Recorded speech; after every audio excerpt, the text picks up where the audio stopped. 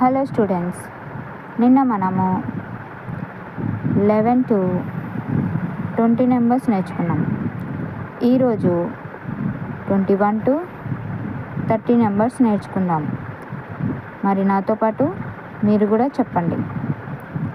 21, 22, 23, 24, 25, 26, 27, 28, 29, 30.